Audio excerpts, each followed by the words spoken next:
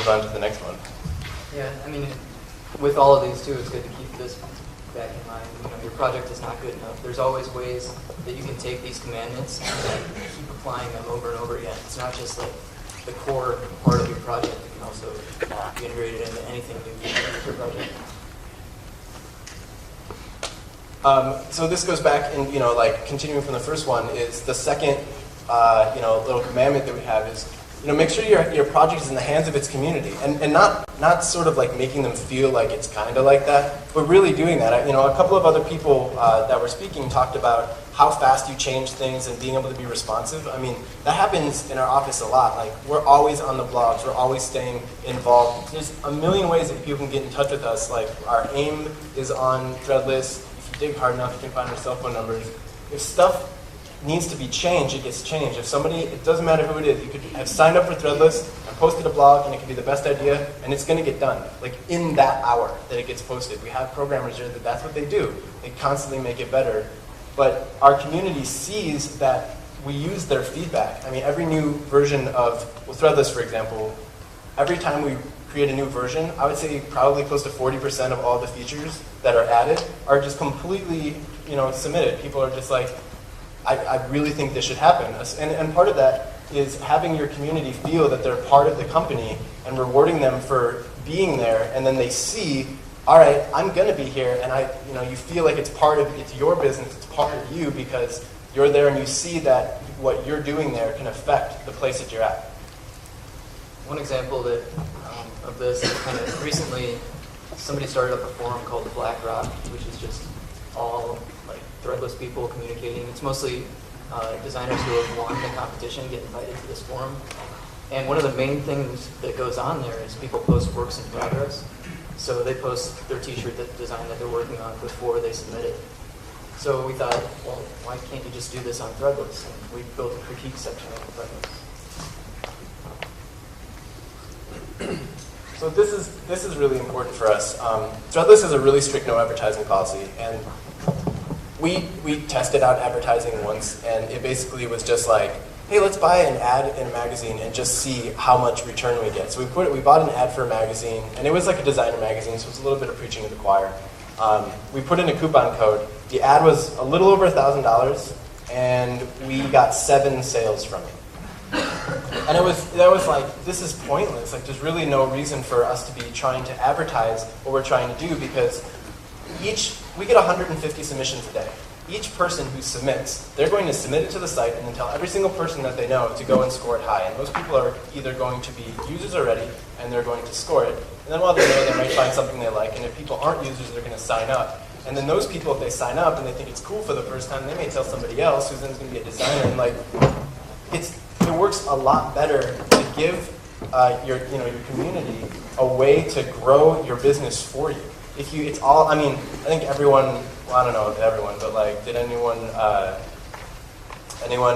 Freakonomics? Like, it's all like that. A big part about that book is about incentive, and giving people incentive to stick around and to grow your community is a huge part about what we do.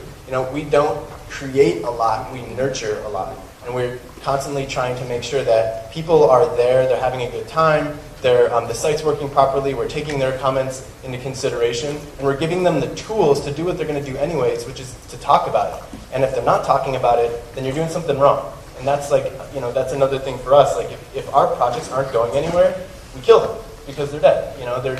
There's no point in trying to beat a dead horse and trying to get it to go someplace, because if people aren't going to be excited and inspired by what you're doing and what you're trying to put across, then it just becomes more businessy, and then people get even more stale on it because they don't want to be there. I think this is absolutely the most important, one of our 4 commandments. Every year since we started Threadless, we've increased the prize money. Right now it's at $2,000. If you submit a t-shirt and it wins a competition, you get $2,000. Jeffrey and I did some t-shirt designs for XM Radio and got paid $150 each for them. So we feel like $2,000 for t-shirt design is a pretty big prize. Every year that'll keep increasing. Yeah, I mean, when the site started, the prize was $50. as as the company gets bigger, we're going to reward more. $2,000 is certainly not going to be the last amount of money that we're going to award people. And we keep trying to come up with different ways to have it be better for our community. We created loves competitions where we started doing co-branded competitions where there's a theme, and then people can, designers design against that theme, and they win prizes that are from that competition partner. So we've so far, like we just did a Tribeca Film Festival Loves Threadless, and the prize, regardless of where you're from, is 2 plane tickets to New York, hotel stay for the entire time, and like a pass to the film festival as if you were a celebrity. You go to the parties, you go to the, it's like a $10,000 prize.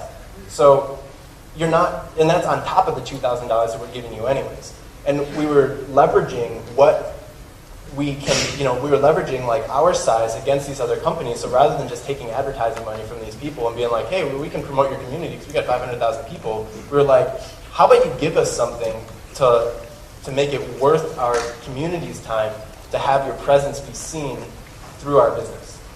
Do you think that increasing the prize sizes, do you think it changes the incentives for people? Like, does that disrupt anything at all? Like, you found that the difference that you're only from 50 to 2,000, so it's not like $1 million or right. anything. But like sometimes I know it's open source projects and they start to throw money into it. It really hurts the community. Someone can find you. Well, it's been, we've been giving away prizes the entire time. So a lot of it has to do with us keeping an eye on the quality of the submissions. Like that was one of the biggest problems that we fight is as the community gets bigger, the quality of the submissions go down. So, and as the quality of submissions go down, people are scoring on less good submissions, so their incentive to score is lowered. And then the people who are designing, who are good designers, they're like, well, there's all this crap on the site, so we don't want to.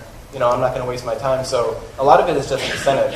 We can afford to give people more and more money. And what's funny that you talked about the $1 million because we're going to do that. It's like something for real. Like this is something that we've been talking about for a long time is doing the one t-shirt, $1 million prize. We're just trying to figure out when to do it because it's kind of hard to do it once and then where do you go from there? So that's sort of like, we're trying to figure out like when would be the good time to do it. We were going to do it with our 1,000,000th shirt sale, but that came and went.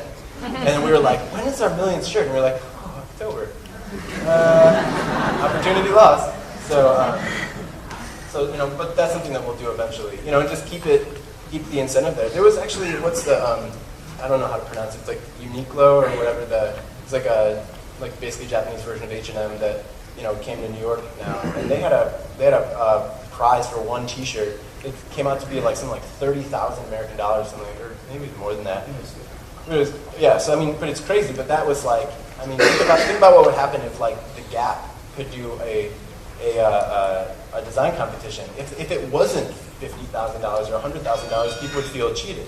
So, it has to be, like, in scale with, where your business is at. But it'll get more, I promise. Well, we'll just reiterate, your project is not good enough.